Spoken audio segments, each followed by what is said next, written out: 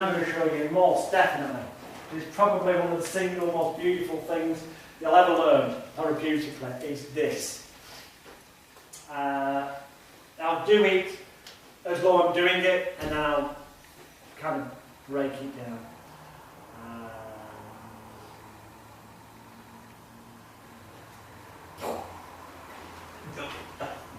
Didn't even have to say anything, I just pointed. You're now responding to suggestion. Brilliant. Take a seat. Thank you very much, John. Or James, which do you prefer? James. Jack. James is the son, John is the mother. Oh, right, okay.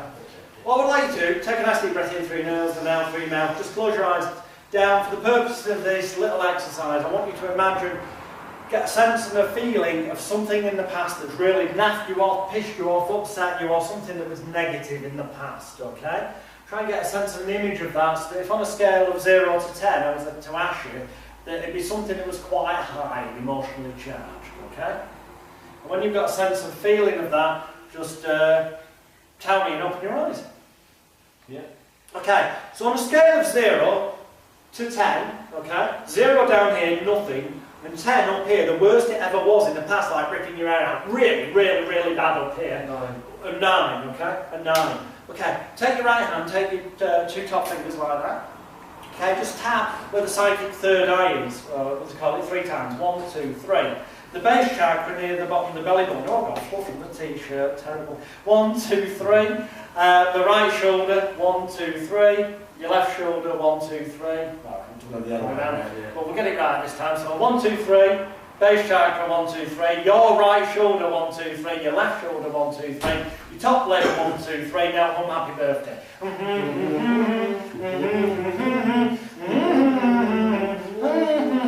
Now just close your eyes and try to get a sense of a feeling like it was before in the past when it used to bother you, that thing. Like it was before when it was a 9, but notice the differences now since you've done that. Okay, get a sense of a feeling with that as it is now. Just open your eyes, look at me. Bearing in mind that before a 10's up here, the worst it ever was, and it wasn't a 9, but down here, look at me, down here is 0, gone completely, nothing. What number down now would you say you've got to? A 5. A 5, already to a 5, that's amazing. For the purposes of this demonstration, that's all we need to do. Thank you very much. So we've already made a change. Give it a round of applause. If I did that again, we could get 5 emotional intensity down to a 4 maybe, or a 3. If we wanted to, we could get it to 0, but generally we just get it to a low enough number and then say, do you feel it's at a level that's appropriate enough now that it wouldn't bother you in the future if you were to think about it? But the technique is this. I'm verbally cueing a person. I'm going, look, on a scale of 0, and look at the physical action, on a scale of 0, down here being nothing, no issue whatsoever, but up here, number 10, the worst it has ever been in the past, almost like ripping your hair out, really bad. How high up is that number now? I'm basically saying, say a high number, so that they do. I do whatever important seeming ritualistic process, it doesn't matter, you can make one up, or go through the CMT set. And at the end, you can go, right, you know that before it was a 10 up there, the worst it ever was, and you said it was like a 9 up there, but down here, right now is 0, nothing, gone completely. How much lower is that number right now? It's kind of saying, don't give them much choice but to say a lower number. And the moment they do, they're saying to themselves, it's changed positively. And if you did it again and go, look, every time they say it to themselves, they then are creating a new belief that it's changed. It is as simple as that, like we talked about with the pyramid, that's negatively the wrong way, so the person is unbalanced. It can be that easy to just knock it in the right spot so it falls over. And you could say I've used embedded commands because the second time round I'm going, down here is 0, nothing, gone completely. Down here, 0, nothing, gone completely. Embedded command is that the issue's gone completely. Makes sense with everything we've learned. I love that. Whatever ritualistic process you do, they end up being forced to end up saying a lower number, even if it's only 1 digit lower. They feel obliged to, but 1 digit's enough for them to start the process in their mind, of their mind believing something's changed, and that's all we're doing, changing things. So then you could go through a different ritualistic process to get them to get the lower number till you get a low enough number that they go, wow, I don't have the phobia anymore, I can up the spider. And all that was just a diversion. Just a mind distraction. Some people do 2 or 3 week long courses and call them emotional freedom technique, thought field therapy, or other crazy names, and they say that they're teaching you specific pressure points on the body, meridians to tap. And there's different algorithms, they call it, different orders to tap them for different issues. Bullshit. Right? EFT. The guy who came up with TFT, thought field therapy, Roger Callahan, is one of his students called Gary Craig, then decided he wanted to run his own courses, so somebody devised his own version and called it emotional freedom technique. And Robert Smith. EFT. Yeah. Yeah, they're just different names, that's what they are. But they apparently genuinely tell you that they claim, there's different places to tap. I always tap in the same fucking places because I can't be bothered remembering different algorithms when I know meridian therapy is bullshit, as will you if you read the books I told you to, right? Okay, so I remember it this way. Spectacles, or psychic third eye. Spectacles, testicles, wallet, and watch. I can't believe I'm saying this, and they're paying me for it. And it amuses me every time I do it. It's just a mind distraction, that's all it is. But because it works. It's what I use in the real world, it genuinely does work. So, what is MELT, Mind Emotion Liberation Techniques? Well, I'll be honest with you, whereas Complete Mind Therapy, CMT, is a script for you where you've got the audio CD and you've got the script to print out and you can listen to it and read it and learn it and use that for all your clients. MELT is something that I don't know why, but one day I just came up with, MELT. That could stand for Mind Emotion Liberation Techniques. And you could have a logo that was like ice, the letters M-E-L-T, that's slightly melting, and you could have a strap line of let your problems melt away. What a great suggestion, looks nice for advertising. What is it for? Has anyone ever seen Alan Partridge? Steve Coogan's comedy creation, Alan Partridge. And there's one of them where he's pitching a new TV show to the head of the BBC in a restaurant area. And they're going, sorry Alan, sorry, and it's going to be, sorry Steve Coogan, this is the worst Alan Partridge impression ever. So you'll have to make it up in your own head. But it truly goes, we can't give you another series, Alan. There will not be a series 2 of Knowing Me, Knowing You, or whatever the chat show was apparently called. And he goes, ha ha! I have other ideas! And Tony Hare, the BBC executive character, and he goes, oh, come on then, Alan, we're always looking for interesting new ideas that might get good viewing figures. And he goes, arm wrestling with Chaz and Dave. Very cheap. Do it on a pub car park. And the BBC guy's like, no, I don't think so, Alan. He goes, shame. They were very much into it. And then he's clutching the straws and he comes out with these different titles. He goes, ha ha, Inner City Sumo. Again, we can do it on a pub car park. Producer goes, no. Anything else, Alan? Because I've got to go in there. He goes, ha ha, yes. A partridge amongst the pigeons. And the producer, thinking this might be some kind of nature programme or something, which they need more of, goes, oh, what's that, Alan? And he goes, well, to be honest, it's just a title at this stage. And that's what MELT was originally, it was just a title and a nice logo, but you could put on stuff, and it didn't matter, because you could just tell them that that's what Complete Mind Therapy was.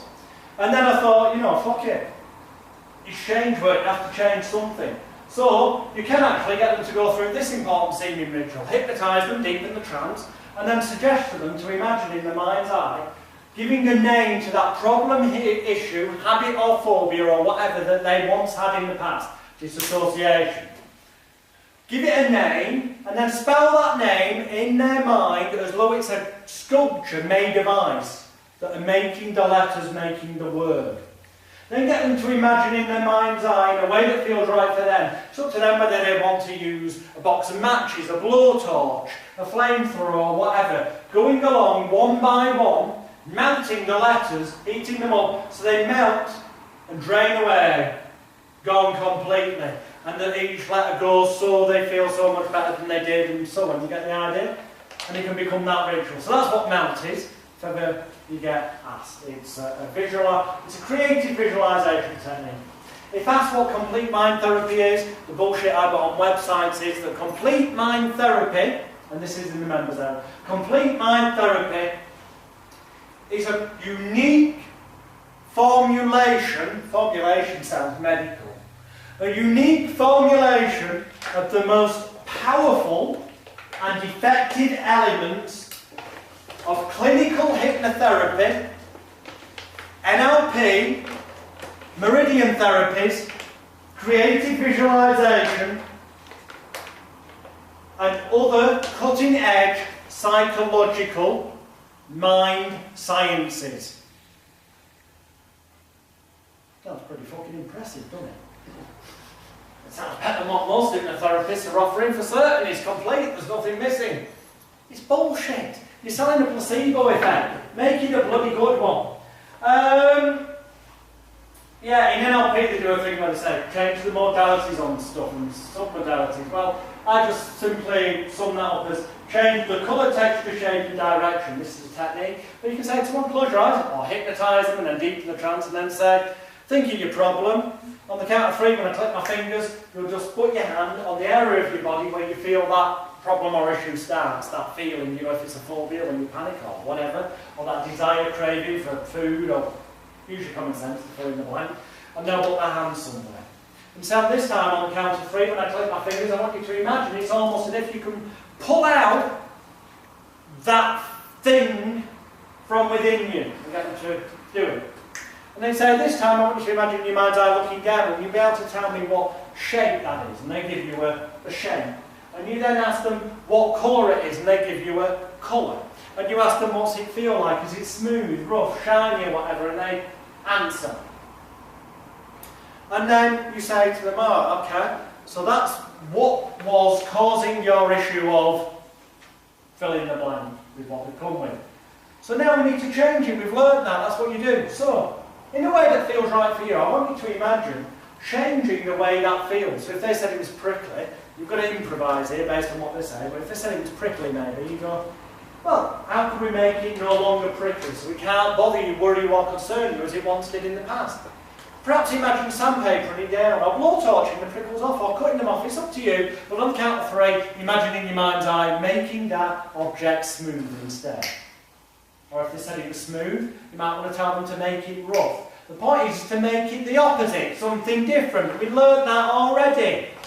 So they make them change the way it feels, okay? A feeling is not necessarily reality unless they believe it is. Change the way it feels. Then in your mind's eye, this time when I click my fingers, change the colour. What colour do you think it needs to be okay? Get them to name a colour. Then say this time when I click my fingers, imagine painting it or coating it in sticky back plastic. Or using, it doesn't matter, but change the colour of it. And then, okay, what shape is it currently? It's a square, they say, or they say it's a triangle, it doesn't matter, whatever they say, take it and go. So what shape would it need to be for you to know positively within yourself that what used to bother you in the past, disassociation, could no longer bother you, worry you or concern you as it once did? And they say a shape. They kind of enter into a contract. Then you say, okay, on the count of 3, imagine whether it's moulding it like plasticine, whether it's whacking it with a hammer or taking a saw and chiseling bits off. Whatever feels right for you, imagine changing the shape of that so it's now whatever they just said. And any of the shit that's left over, throw it away, exactly. So then they're left with, where they started off with, say, a prickly triangle that was red, it ends up being a smooth, round, blue thing. At which point you say, now, you know that this can no longer bother you, worry you or concern you as it once did in the past, because it no longer feels the same, looks the same, it's just completely different. So on the count of 3 this time, put this new you, the way you have now become and continue to be, back where it belongs. And you get them to physically imagine putting it back in, bring them round, do the suds, 0 to 10. What number is it? 0, going completely down here. They will feel different, because it's impossible not to. If you change something, the feeling changes. If the feeling changes, the thought and emotion changes. Is everything we covered? It is as simple as that. That is what change work is. Does that make sense? These are things you can do on TV. The truth is, well, I've only ever used them on TV or radio shows, because the rest of the bloody time, when people come to me and are paying money, I get rapport, I do a convincer, and the convincers I use in therapy are quite simply the magnetic fingers, and then the eyes follow the thumb, because that gives them physical, tangible evidence that you can cause a change in their life like that, which makes them believe that, well, if you do that,